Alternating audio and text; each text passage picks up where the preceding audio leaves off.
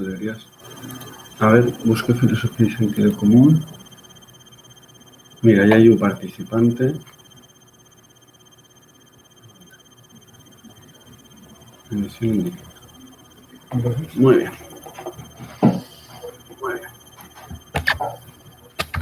No, porque esto se acopla. Claro.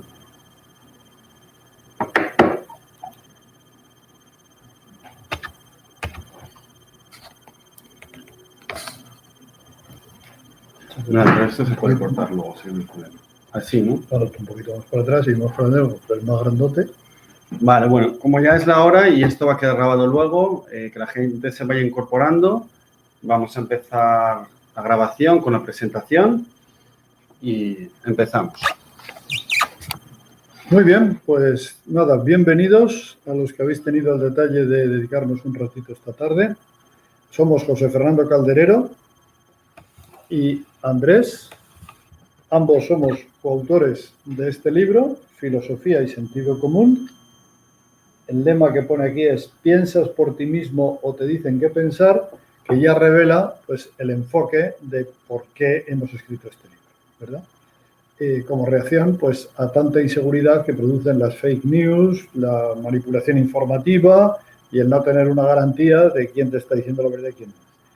Entonces, 4 años después de haber editado el libro, pues hemos pensado que es un momento bueno pues, para repensarlo y hacer una nueva relectura.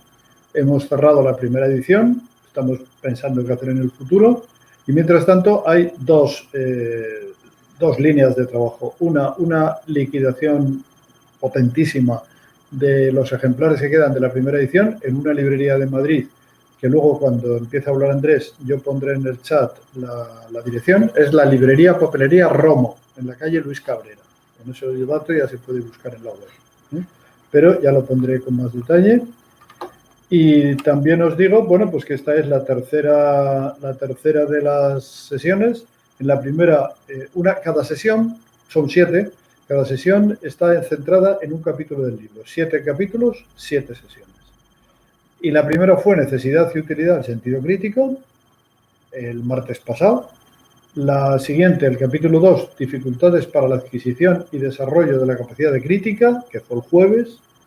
Y hoy nos toca hablar de estrategia de aprendizajes útiles para despertar o fomentar el sentido crítico. Andrés, en 8 o 10 minutitos va a hablar de discernimiento, cuestionamiento y contraste de opiniones. Y yo hablaré de cosmovisión, la disyuntiva ciencias-letras y metacognición.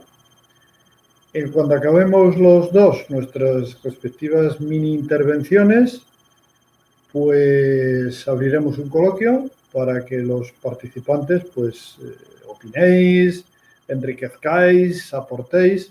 La experiencia de las otras 2 veces es que no nos ha dado tiempo a atender todos los comentarios que ha habido, porque afortunadamente hay mucha neurona suelta entre los participantes, que aportan además, gente generosa, y lo haremos extensible a las redes sociales. Podemos seguir en Twitter, Facebook, LinkedIn, y ahí ya seguimos. Pues nada, sin más presentación, yo creo que paso directamente le doy la palabra a Andrés y ahí... Muy bien, pues nada. Hola a todos los que os habéis conectado en directo.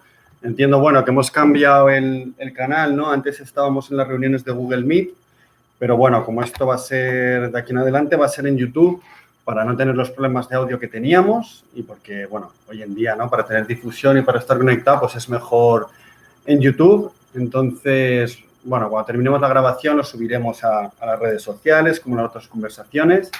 Y sin más, pues nada, vamos a ver el capítulo 3, que como hemos dicho es estrategias de aprendizaje útiles para despertar o fomentar el sentido crítico. Entonces, yo voy a hablar de 3 estrategias en concreto, ¿vale? En el libro decimos algunas más y evidentemente hay algunas más, pero hoy nos vamos a fijar en 3 concretas, ¿vale? La primera es la capacidad de discernimiento, la capacidad de discernir, que está muy relacionada con lo que vimos en la primera charla de captar los elementos de la realidad, ¿verdad? Capacidad de discernimiento. La segunda la he titulado cuestionamiento sistemático, ¿vale? Que también la enunciamos en las charlas anteriores, como poner un guardián, ¿no? Como una gran interrogación entre la información y nosotros. Y la tercera la he llamado contraste de opiniones. Entonces, bueno, sin más vamos a empezar por la primera, capacidad de discernimiento. Esto, por decirlo en una frase clara, es tener los sentidos y la inteligencia despierta para conocer la realidad, ¿vale? El primer filtro que tenemos, evidentemente, es nuestra constitución física. No recuerdo cómo era exactamente la frase esa, ¿no? Pero con los pies fríos no se piensa bien. Evidentemente, con buenos hábitos de alimentación, de sueño, de descanso, con un cuerpo sano, es bastante más sencillo captar la realidad, estar pendiente de la realidad. Esta higiene física también la podemos tener mentalmente e intelectualmente. Entonces, esto es un poco evidente, por así decirlo, pero cuanto mejor esté nuestro sistema de recepción del mundo, pues mejor vamos a poder pensar, ¿vale? Entonces, todo lo que hagamos por mejorar nuestro modo de captar nos va a servir ya como estrategia de aprendizaje para fomentar el sentido crítico. Bueno, esto está muy relacionado con nuestra mirada del mundo. Cómo vemos el mundo no es algo neutro. Como estamos diciendo, depende de nuestra capacidad de discernir. Nuestra mirada puede mejorarse. Por ejemplo, si vamos a un museo y no tenemos ni idea de historia del arte, no tenemos formación en ese campo, pues hay muchos cuadros que no vamos a ser capaces de entender. No sabemos el contexto, no sabemos lo que nos están diciendo. Por lo tanto, no serán capaces esos cuadros de emocionarnos. No podremos establecer un diálogo con ellos. Por poner otro ejemplo, evidentemente un cazador o un aborigen de un bosque sabe leer las huellas, sabe qué animales viven ahí, sabe... Nosotros, o yo por lo menos, que soy un urbanita, voy a un bosque y no sé leer las señales que me está dando ese bosque. Esto, evidentemente, es un ejemplo de que nuestra mirada hacia el mundo, ya sea un cuadro, ya sea un bosque, es entrenable. Cuanto más conocimiento tenemos, cuanto más formación tenemos, nuestra mirada se amplía. Vale, entonces vamos a seguir. Esta primera etapa la puedo resumir en cuanto más sabemos, cuanto más formación tenemos, más vemos del mundo. Un ejemplo que a mí me toca mucho de manera personal me pasa con las canciones.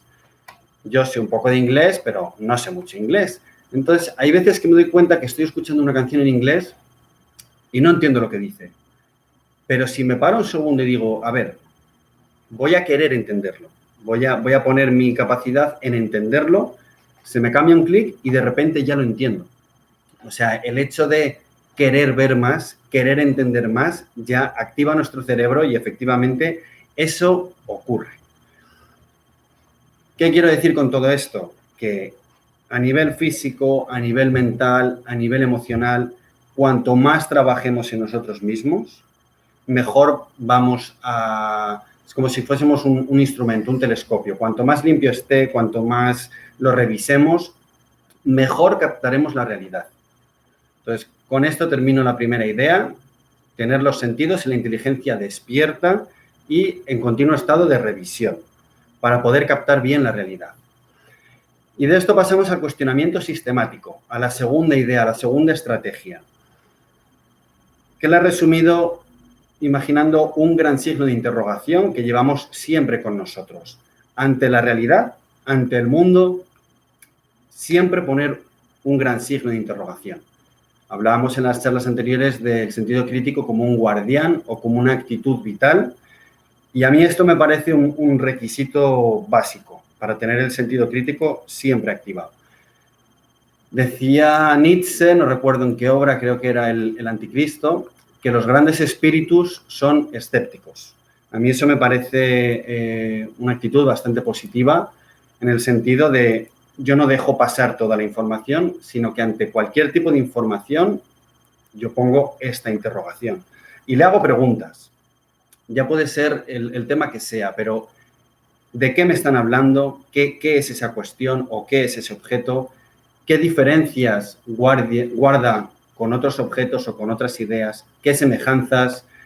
¿Qué dicen los demás sobre esta idea. Hablábamos también en el coloquio de la semana anterior, ¿quién gana dinero al emitir esa idea?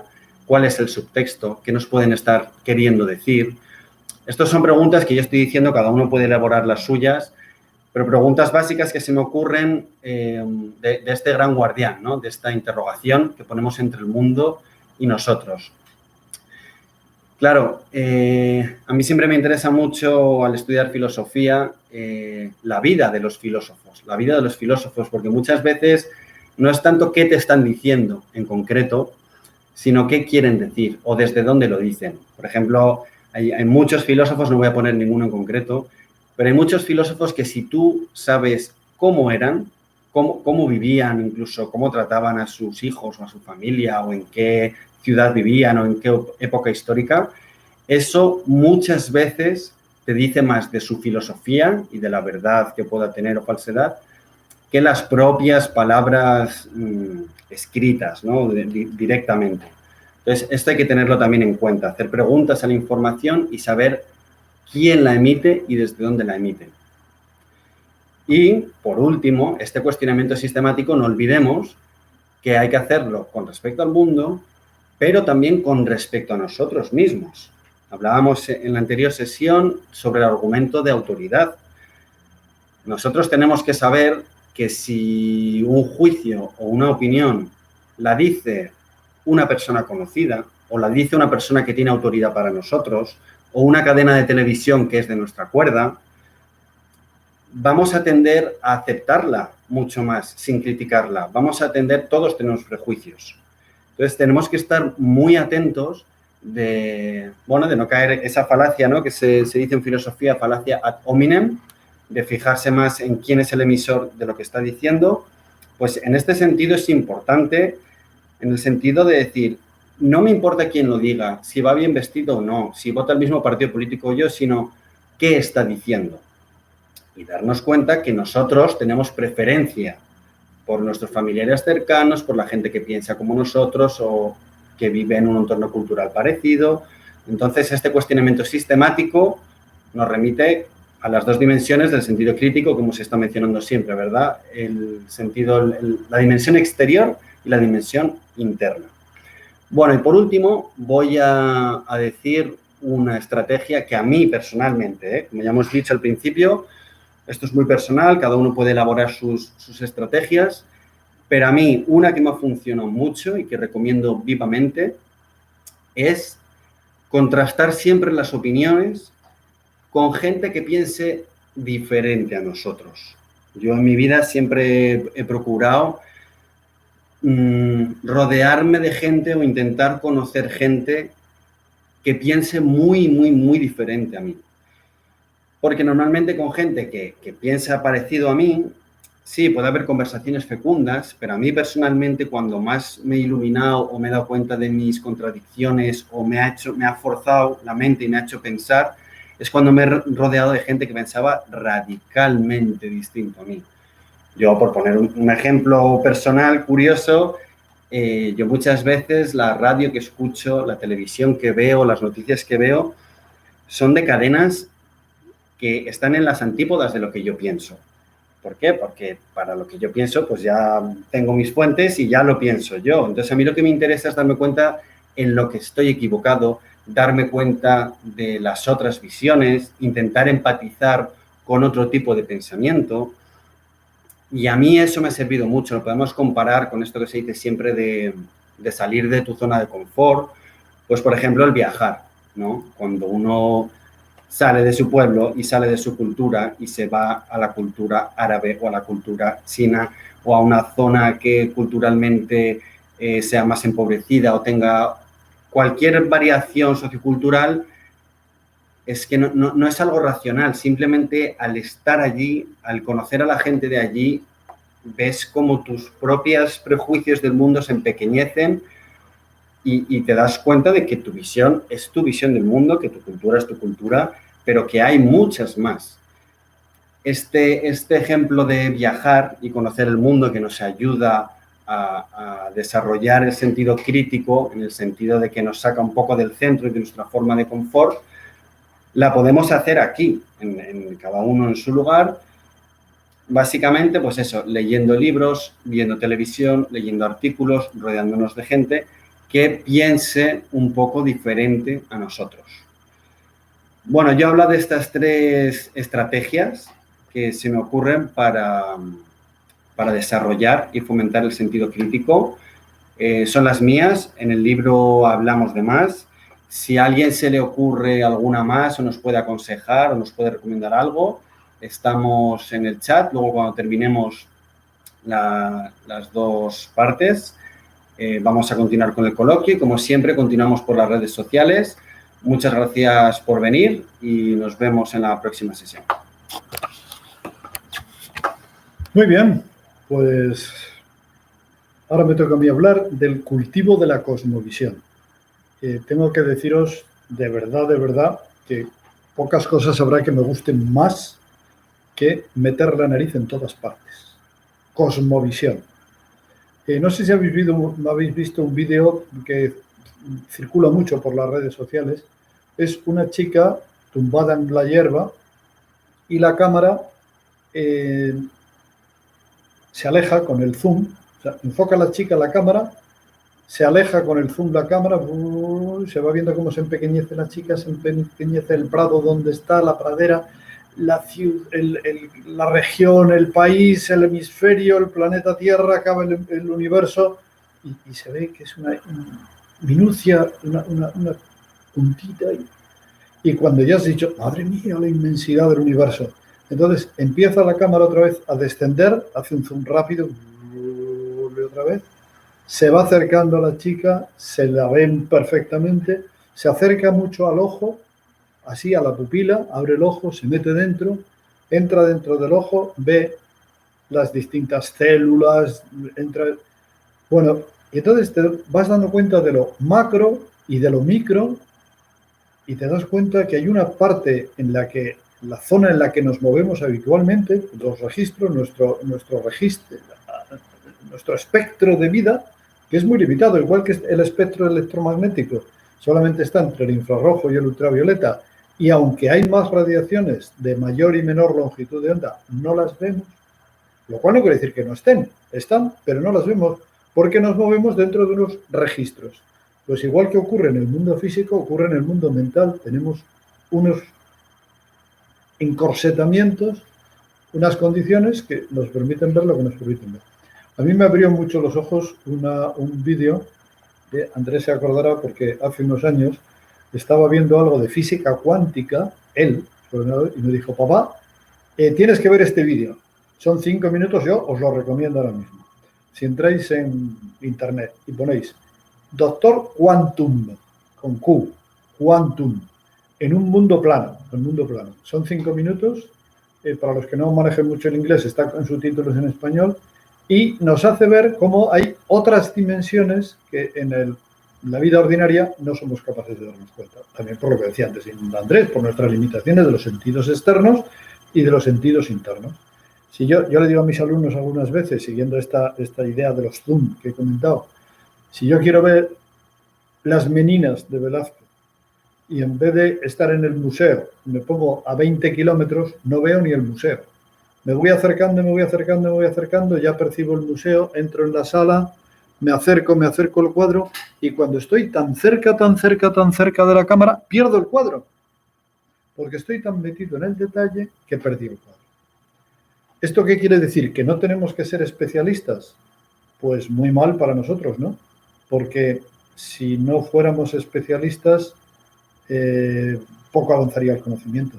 Pero no abandonemos la cosmovisión, seamos especialistas y al mismo tiempo generalistas. A lo mejor no en la misma persona, pero en distinto grado o formando equipos. Bueno, es muy importante hoy día en el mundo también laboral tener una visión amplia, porque muchas de las tareas de la especialización lo van a hacer los algoritmos, los robots, ¿no? Y si no nos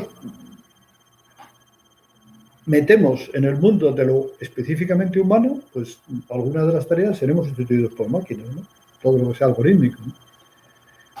También hablando de esto de la cosmovisión, a lo mejor me está ocupando más espacio esta parte. Tenía un buen amigo, lo digo porque murió, que era ingeniero jefe de unas grandes presas hidroeléctricas. Y era el responsable de unos monstruos.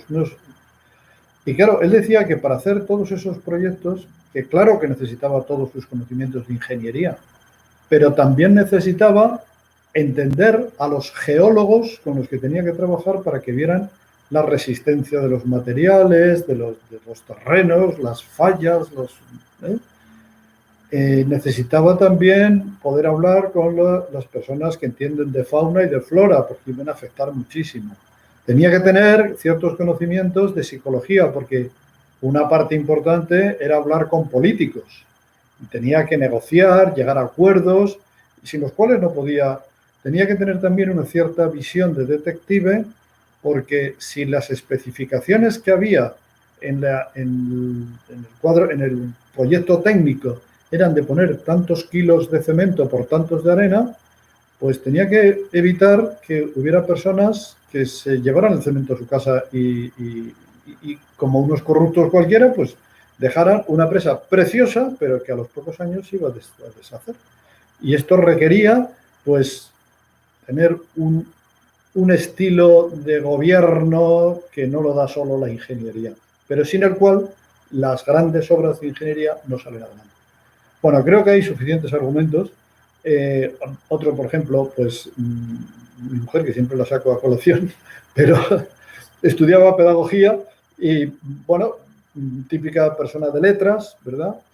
Y llega a una asignatura que era supuestos biológicos de la educación, donde se tenía que enfrentar con las fórmulas del ácido de desoxirribonucleico, de supuestos nerviosos, reacciones químicas. Claro, menos mal que tenía un novio químico, porque si no esa asignatura no la aprueba en la vida, porque le tenía que dar clases particulares, ¿no? O todos aquellos psicólogos con los que me he encontrado cuando les diriges una tesis doctoral y que llega a la parte de estadística, cogen los datos como con repelús, diciendo, ¿qué hago yo con esto? Voy al informático, hágame algo con los datos para que me salgan unas fórmulas que queden bien en la tesis. Bueno, estoy haciendo un poquito de circo, ya os dais cuenta, ¿no? Pero no estoy muy lejos de la realidad, ¿eh? Muchas personas que utilizan cálculos estadísticos sin saber qué es lo que se lo ha hecho alguien y están... ¿Qué estoy queriendo decir con todo esto? Pues la no renuncia a tener una visión global, que luego uno se puede especializar en el campo que prefiera, pero sobre todo porque luego también somos ciudadanos, ¿no? Y si somos padres de familia, pues no somos economistas, pero tenemos que velar porque salga adelante la familia económicamente. No somos decoradores, pero hombre, la casa tiene que tener un poquito de estar a gusto. No somos nutricionistas, pero como no procuremos que haya una sana alimentación, en fin, esa visión global es necesaria en todos los campos, ¿no? Bien, también ahora está muy de moda en el campo académico utilizar mapas mentales, ¿no? Porque en vez de los típicos esquemas de antes, los mapas mentales, que aparecen en vez de líneas rectas, perpendiculares, ¿eh? A sub 1, A sub 2, aparecen unas líneas curvas, mucho más, así más simpáticas, en colores, pero si uno analiza algunos mapas mentales, os reto a hacerlo, veréis cómo en el fondo, aunque son así, pero detrás tienen un esquema jerárquico. Tienen A sub 1, A sub 2, A sub 3, no así tan esquemático, pero en el fondo es un esquema de árbol. De un tronco salen unas ideas hijas, ideas nietas, ideas bisnietas, y siempre es la idea jerárquica que tenemos aquí. Yo soy un fan de los grafos, no voy a explicar aquí ahora, pero enteraros, o sea, el que no conozca lo que es un grafo, yo os sugiero que entréis en ese mundo, porque es un mundo de relaciones no jerárquicas, sino en que esto A influye en B, pero en otro sentido B influye en C, al mismo tiempo A y B están influidos por C, que a su vez D influye en otra dimensión, y da una visión mucho más amplia. Bien, ciencias letras, gran conflicto que, bueno, pues hay algunas personas que lo he visto en mi vida, en mi larga, que ya es bastante larga, trayectoria profesional en el mundo académico, en el mundo de la enseñanza, pues que van a letras huyendo de las ciencias. A mí me parece que elegir un campo de especialización, una vocación, donde uno se va a mover durante mucho tiempo, por huir de un campo más difícil, creo que no es una buena. He visto muchos alumnos que creen que estudiar humanidades, estudiar filosofía, estudiar historia, estudiar humanidades o literatura, les exime de la penosa tarea de pensar y de discurrir, de esforzar. Mal vamos. Como una persona aborde el fantástico mundo de las humanidades, huyendo del esfuerzo de pensar, los pobres de nosotros, como decía yo en la sesión del otro día, lo que decían en la Universidad de Cervera ante el rey Fernando VII, lejos de nosotros la penosa novedad de discurrir en una universidad. No. Y por otro lado, aquellas personas que creen que los números son cosas técnicas y ahí no hay humanidad, es solo algoritmo que se explica por sí solo, pues tampoco se han dado cuenta de lo que es el pensamiento matemático y toda la profundidad humanística que hay detrás de esa interpretación cuantitativa del mundo. Yo me encuentro con alumnos, tanto en grados de educación como en posgrado, ya en máster, alumnos que el año siguiente van a ir al doctorado, que siguen pensando, por ejemplo, que la matemática es una ciencia exacta. Y es que ni sospechan que en matemáticas se estudia la teoría de la incertidumbre, la probabilidad. Bueno, si uno dice que la matemática es exacta, cree que la matemática es saber hacer cuentas y competir con una calculadora. En la medida de lo posible, huyamos de la dicotomía ciencias-letras. Y cada uno, teniendo su vocación y aquello en lo que más cómodo se sienta, creo que sería muy bueno el tener esa cosmovisión que decíamos al principio. Y el último apartado que me había adjudicado aquí, nos habíamos adjudicado, era metacognición y autorregulación del aprendizaje. Metacognición es conocer cómo conozco. O sea, no solamente la mente humana, no digo el cerebro yo creo que es un órgano físico. La mente humana, un órgano físico estupendo y maravilloso. La mente humana conoce las cosas en cierto grado, en bastante grado. Pero también conoce cómo conoce. Cuando una persona es capaz de prescindir de unas cuantas neuronas, saca unas neuronas de aquí, las coloca por aquí encima y revoloteando es capaz de mirarse desde otra óptica, ¿cómo me puede estar viendo mi mujer, mis hijos, mi jefe, mis empleados, mis alumnos? Esto que yo estoy viendo, lo decía antes Andrés, lo estoy viendo con ojos limpios, tengo las gafas mentales limpias, o están con impurezas, tengo yo ahí sesgos, apriorismos ya de antemano, ¿verdad? Bueno, pues la metacognición va en esa dirección, por lo tanto, es importantísimo no solo aprender, sino aprender a aprender. Bueno, máximo en un tiempo tan líquido, tan fluido como estamos, en que continuamente tenemos que estar desaprendiendo. Claro, esto es penoso para aquellas personas que se quedan en lo superficial. Entonces todo es desconcertante. Cuando, como promovemos los que intentamos pensar un poco, que hay que elevarse o profundizar, depende de cómo se vea, y ir más a las esencias, pues muchas veces ves que algunos aspectos que vistos con mirada corriente de la vida ordinaria parecen contradictorios, te elevas y te das cuenta que hay más puntos en común, o profundizas, Y esto pasa, pues, por ejemplo, con los choques de culturas. Siempre el ver como vemos, que es la metacognición. Yo os recomiendo un vídeo que está colgado en YouTube, ya de hace unos añitos, en el que tuve el placer de entrevistar a una especialista en metacognición, la doctora Evelise Labatut, con V, Evelise Labatut. En algún sitio tiene una H, pero no me acuerdo dónde. Labatut, si lo buscáis, en Brasil, pues hablando de la importancia de la metacognición. Os lo recomiendo. Son ahí 3/4 de hora de diálogo sobre este tema tan importante. Y creo que no se trata solo de ver cómo aprendo lo que tengo que aprender. Lo que me ha dicho el currículum o los planes de estudio que yo tengo que aprender, sino ¿por qué tengo que aprender esto que me dicen que tengo que aprender? ¿Podría aprender también otras cosas? Pues ahora está muy de moda, afortunadamente, todo lo que es Open Science, que es dar a conocer los resultados de una investigación, no esperar a que esté concluida la investigación y dar las conclusiones cerradas, sino incluir a personas para que opinen, vean el estado de las cosas, puedan influir. Yo, desde luego, soy un fan rotundo de la Open Science. Bueno, ahora mismo estamos en una Open Mind, Open Think, ¿no? Estamos aquí, estáis vosotros ahí, estamos aquí Andrés y yo, para pensar juntos, ¿no?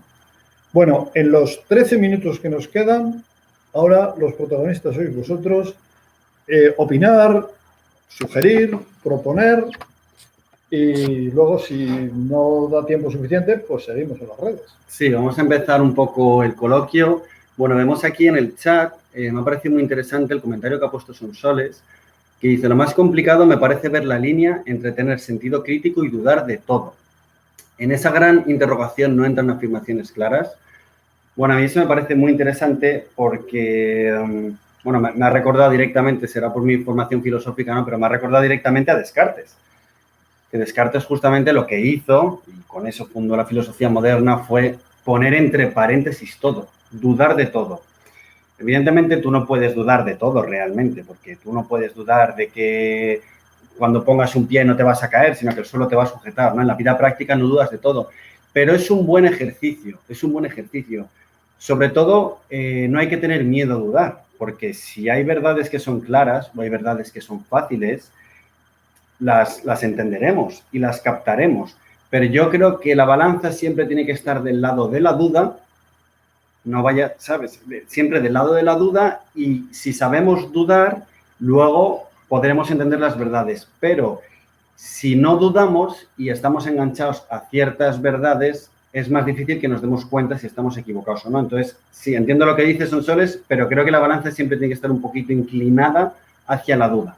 Yo también querría meter baza en este punto, porque hace poco me he enterado de un concepto que me ha gustado muchísimo, que se llama fuzzy logic, lógica borrosa. Y es que con la concepción, pues quizás cartesiana, ¿verdad?, de verdadero o falso, ¿no? O las cosas son verdaderas, una dicotomía, lo que es muchas veces el racionalismo. Un conjunto, un elemento, ¿pertenece al conjunto o no? O sea, si está dentro, pertenece. Si está fuera, no pertenece. Y ya está claro, entre verdadero y falso no hay medias tintas. ¡Ah! Pero resulta que hay situaciones en las que A pertenece al conjunto desde un punto de vista y no pertenece al conjunto desde otro punto de vista.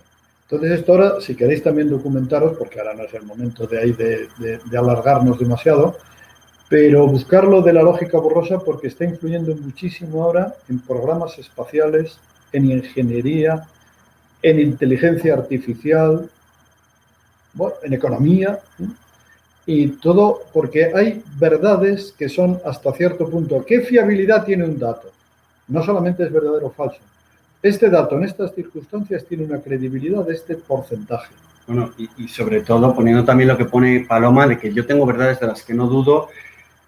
El problema es que si tú tienes verdades de las que no dudas, ¿cómo sabes que es verdad? Es decir, si tú tienes una verdad lo sano es dudar de ella, preguntarle, y una vez que le has preguntado y has dudado de ella, dices, sí, sigo pensando eso, sigo pensando que es verdad. Entonces ahí esa verdad es tuya. Esa verdad sabes por qué es verdad. Esa verdad incluso sabes defenderla contra quien quiera atacarla. En cambio, si tú no dudas de tu verdad, ¿cómo sabes que es verdad? Porque te lo ha dicho otra persona. Porque por argumento de autoridad. En cambio, de la verdad más evidente que quieras, si tú dudas de ella y pasa ese proceso, dices, vale, también esta verdad es clara para mí. Pero también es cierto que todo depende de contextos. Porque si en un momento determinado, hablando en educación, un niño pequeño, bueno, y mi papá me dice que no coja este cuchillo afilado. ¿Lo cogeré o no lo cogeré? Porque igual papá está equivocado. Entonces, si llevamos esto a las últimas conclusiones, entonces nunca te puedes fiar de nada. Yo no soy partidario a ultranza del argumento de autoridad. No lo voy a explicar ahora, pero si tenéis curiosidad, entrar en la charla anterior, en la sesión del jueves, donde estábamos hablando de lo que dicen los rectores hoy día, ¿no? En el acto de investidura. Por grande que tu ingenio fuere, debes acatar la doctrina de tus maestros. Acatar depende si tus maestros están en lo cierto. Pero, claro, el cuestionarse las cosas, es que si no parece que el dudar como si fuera malo, el tener lo lógico, lo normal, lo humano es que usemos la razón, porque para eso la tenemos. Que después de haber visto no nos llegamos a aclarar del todo. Ahora mismo, por ejemplo, está muy en entredicho todo lo que es la gravedad. ¿Qué es la fuerza de la gravedad? Hombre, en un nivel conviene dudar de las formulaciones que hemos estudiado en el bachillerato de física. Andrés y yo tenemos siempre un debate interno sobre la física newtoniana. Hoy día no se sostiene, pero demos gracias porque existió Newton y hemos tenido la física newtoniana. Por eso ahora mismo estamos en Marte, ¿no? Y hemos podido llegar a Marte. ¿Es verdad que existe Marte? A pesar de lo que dice Andrés, que dice que hay que dudar, yo te pregunto, pero es que sobre todo ¿Marte existe? El sentido crítico lo que te hace es, ¿no? Lo que estáis poniendo muchos por el chat, de dudar de todo o tener verdades. El sentido crítico, una de las cosas que te enseña es a saber cuándo dudar o hasta qué punto dudar. Evidentemente, tú para dudar de cierta cosa tienes que agarrarte a otras de las que no dudas. Evidentemente, si llevas la duda al extremo todo el rato, todos los días, te vuelves loco. Pero el sentido crítico también te enseña a saber cuándo dudar. Pues ahora voy a profundizar en este campo. Voy a suponer que esta creencia que yo tengo, voy a suponer que no es cierta. ¿Qué otras explicaciones hay? O sea, es una duda filosófica, es una especie de juego. Sí. Y luego, una cosa, no nos olvidemos, que es que hay cosas, si tú estudias historia de la ciencia, por ejemplo, hay cosas que siempre se han pensado que eran verdad y han resultado radicalmente falsas, pero hasta ejemplos físicos que estáis poniendo de yo he ido a este sitio y tal. Tú dile eso a una persona del siglo XIII, que es la Tierra la que se mueve alrededor del Sol. Cuando durante 2000 años Aristóteles había dicho lo contrario, la Iglesia, todos los científicos, o sea, los expertos decían, es el Sol el que se mueve con estos giros, con estos ciclos, Ptolomeo, todos los expertos decían eso. Y resultó que no, porque nuestras evidencias no eran ciertas. Es decir, evidentemente no te puedes volver loco, pero a lo mejor te llevas una sorpresa y algo que tenías por evidente luego cambia. En cualquier cosa, el sentido crítico te enseña a saber en qué momentos y hasta qué punto profundizar. Hay un punto, yo creo que esto hay que entrenarlo. El sentido crítico hay que entrenarlo porque, desde luego, uno de vosotros está diciendo por ahí, si dudas de todo no puedes avanzar, efectivamente. Claro. Porque, a ver, lo que yo estoy diciendo, pero estoy utilizando un idioma, ¿puedo utilizar el idioma? ¿Mi idioma refleja exactamente lo que digo? Es que no salgo de casa, o sea, no me levanto de la cama. Estoy totalmente de acuerdo con Ricardo cuando dice, si dudas y cuestionas todo, no puedes avanzar. Tienes que partir de unos supuestos. O sea, tenemos, por ejemplo, el lenguaje. El lenguaje también es discutible. El aparato matemático también. Igual que hay una geometría euclidiana, hay otra de Riemann, hay otra de otros autores, ¿no? Y eso te da modelos en los que ver, pero tienes que anclarte, lo dijo antes Andrés Montiel, tienes que anclarte en unos sitios. Y puedes dudar de todo el tiempo, todo el rato. Cuando haces el ejercicio de dudar, haces el ejercicio intelectual de dudar algo, de poner en entredicho algo. Claro. Pero estas cosas de no puedes dudar de todo el rato suelen ser más una excusa realmente para no dudar nunca de nada. O no dudar de lo que te interesa. Es decir, no estamos hablando de dudar todo el rato de todo. Estamos hablando de tener siempre ese pequeño filtro, ejercitar ese filtro de decir, esto es sensato, no es sensato, tiene sentido que lo investigue, quién lo dice, y ejercitar esa capacidad. Bien, hay una cuestión de lo que se está hablando ahora mismo en el chat, y es ¿hasta qué punto puedo dudar? Pues si dudo de todo, no avanzo nada, no puedo ni vivir. No sé si puedo comer esto, si no puedo comer, si este aire está contaminado, no puedo hacer nada. Como no dude de nada, probablemente tampoco, porque si no dudo de nada, pues puedo ser engañado, puedo llevarme muchos chascos. Entonces, ahí me parece que es Popper el que en un momento determinado dice que hay un grado de visualización del problema que si se sobrepasa, lo que decía yo antes de ver el cuadro de las meninas demasiado cerca, ¿no? Pero ese ejemplo, si se hace a lo intelectual, a una teoría científica, filosófica, cuando uno está tan dentro, y pide más perfección, un grado de perfección superior al que cabría esperar en el contexto en el que estamos estudiando, al final, ¿qué ocurre? Que se desdibuja el concepto, se desdibuja el objeto de estudio, desaparece. Se acabó la disciplina, no puedes, la materia concreta, la has perdido. Entonces, yo creo que hay una clave que es la prudencia. Auriga de virtudes, ¿no? Auriga virtutum, la prudencia. Y me dicen muchas veces los estudiantes, ¿y cómo sé yo hasta qué punto puedo confiar y hasta qué punto no? Y no es muy académico, pero les hago así.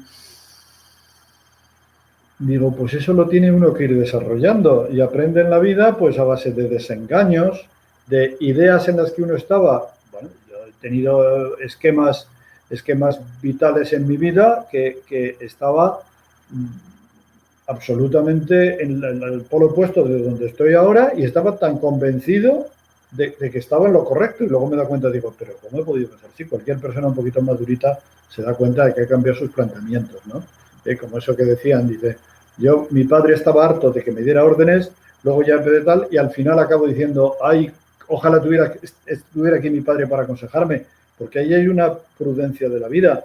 En ese sentido, igual que hay un relativismo malo que dice que nada es verdad y nada es mentira y cada uno son las cosas como se las inventa cada uno, y que, bueno, pues ese es el relativismo malo. Pero también hay un relativismo bueno que hay que desarrollar, si no, no avanzaría la investigación. Incluso existe la investigación teológica, que se descubren en un corpus, digamos, cerrado, un corpus trabajado, pero se pueden descubrir nuevos matices, cuestiones que con otras visiones más pobres, pues se veían menos. Bueno. Sí, este tema da para mucho, me resulta también muy interesante el comentario de Sonsoles, que remite un poco a la frase esta, como es de vive como piensas o acabarás pensando como vives. Creo que era de San Agustín. Eso tiene mucho juego, porque esa frase es cierta, pero es muy peligrosa también. Ahí, detrás de esa frase se esconde mucha manipulación psicológica, pero no da tiempo a verlo ahora. Si quieres, continuamos por redes.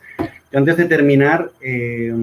sí, porque tenemos que cortar ya. Sí, son y media. Antes de terminar, me parece muy interesante lo que has dicho de lo de metacognición y autorregulación del aprendizaje. Bueno, esto es una experiencia personal mía, de esto de aprender a aprender, que lo hablábamos ayer. Yo antes, cuando no sabía hacer algo, cuando no sabía de algo, decía, yo de esto no sé. Y para mí eso era una razón de, por lo tanto, yo no lo hago, pídeselo a alguien que sepa, porque yo no sé. Ahora, hoy en día, creo que gracias a desarrollar un poco el sentido crítico y esto de la metacognición y autorregular el aprendizaje, cuando me doy cuenta de que no sé algo o que no sé hacer algo, para mí eso es una razón, un motivo de decir, por lo tanto, tengo que hacerlo yo, porque tengo que aprender a hacerlo. Esto es una prueba evidente de que las leyes de Mendel funcionan, porque eso, yo creo que lo ha aprendido Andrés, pero también es un poco genético, porque me puede definir. Yo estoy muy convencido de que tan importante como producir es cuidar las herramientas de producción. O sea, se entiende, ¿no? Es esa típica anécdota, no sé si la conté también el otro día, pues la cuento siempre, de un leñador que estaba compitiendo con un ancianito a ver cuántos árboles cortaba y se dio cuenta que el ancianito cortó más árboles. Dice, pero ¿cómo es posible que me haya ganado este ancianito si siempre que me levantaba la vista cuando yo estaba ahí dándole, estaba sentado en un tocón, en un tronco? Y dice, ¿cómo la podía hacer? Y dice, hijo, decía el ancianito, es que estaba afilando el hacha. Claro, dice, es muy importante en educación el esfuerzo duro y trabajar muy duro. Sí, es muy importante. Pero a lo mejor es más importante desarrollar estrategias para aprender a conseguir mejores resultados con menos esfuerzo. Agatha Christie, perdón, porque es un bajonazo intelectual, pero Agatha Christie en su autobiografía dice que el motor del mundo es la pereza. Bueno, es una casi un poco ya para terminar, ¿no? Y dice, ¿cómo la pereza? Dice, bueno, todos los inventos que ha hecho el hombre, el ser humano, es para trabajar menos, ¿no? Bueno, yo creo que tenemos que dejarlo. Sí, vamos a terminar. Al final todo se resume en lo que hemos hablado antes de piensas por ti mismo o te dicen qué pensar. Si hay ideas de las que no quieres dudar en ningún momento de tu vida, probablemente serán ideas de otros, que está bien, todos tenemos ideas de otros y hay que saber cuándo dudar, pero al final se resume todo eso hasta qué punto quieres salir de tu zona de confort, hasta qué punto te interesa el conocimiento. Pero esto hay que rematarlo con una idea. Lo importante no es si la idea es si piensas por ti mismo o te dicen qué pensar. Lo importante es que la idea sea correcta, sea tuya o sea de otro. Y cómo la hayas adquirido. No es eso de, no es pensar bien, enseñar cómo es, no es pensar bien, no es adoctrinar, ¿cómo es esa frase? No se trata de enseñar lo correcto, sino tú puedes enseñar el bien, ideas buenas, de forma adoctrinadora, de forma despersonalizadora. Tú puedes obligar al bien, puedes limitar la visión de una persona que solo vea lo bueno. Entonces, puedes enseñar cosas buenas de forma mala. O sea, hay que tener mucho cuidado con eso, porque importa también que las ideas sean tuyas. Es casi mejor estar equivocado, pero que haya pasado por tu razonamiento, que estar en la verdad, pero que sea de otro. Porque entonces el peligro de que seas manipulado es siempre el doble juego. Al final estamos siempre en la idea esta de que la realidad no tiene bordes. Cuando definimos y decimos, tiene que ser, las ideas que tienen que ser mías o ajenas, mal planteado. ¿Por qué tienen que ser una cosa versus la otra? Bueno, no puede ser? Tenemos que cerrar. Muchas gracias por participar en el chat. Seguimos por las redes, seguimos en la próxima sesión. Ahí no hemos dado el nombre de la librería. Pues vamos a ponerlo. Antes de terminar, vamos a poner los últimos ejemplares del libro. Como sabéis, muchos se están vendiendo en la librería Romo, ¿vale? Quedan unos poquitos ejemplares, por si alguno no lo tenéis todavía y lo queréis leer. Ya os avisamos, ya lo dijimos al principio, que estos encuentros son un poco de relectura del libro, preparando un segundo proyecto que ya os iremos diciendo. Pero bueno, vamos a poner los datos de la librería. ¿Es que lo escribimos o los leemos? Porque es que los leemos y ya está. La librería es Librería Papelería Romo, en Madrid. Pero aunque estéis en América, bueno, en América no lo sé, pero en el resto de España sí se envían. En la calle Luis Cabrera, número 64. El correo es info@papeleriaromo.es y el teléfono 915611381. Vale. Y también ahí tiene su página web, Papelería Romo. Vale, nos preguntan en qué redes estamos, sobre todo por Twitter. Estamos trabajando para crear una página en Facebook, que sé que muchos de vosotros tenéis Facebook, y podemos continuar la conversación por ahí. De momento, en Twitter, el perfil de José Fernando Calderero, el de Andrés Calderero y el de Filosofía y Sentido Común. Nos podéis seguir en Twitter y próximamente en Facebook. Vamos a cortar porque se nos va el tiempo. Adiós. Muchas gracias a todos. Adiós y gracias. Nos vemos en la siguiente sesión. Chao.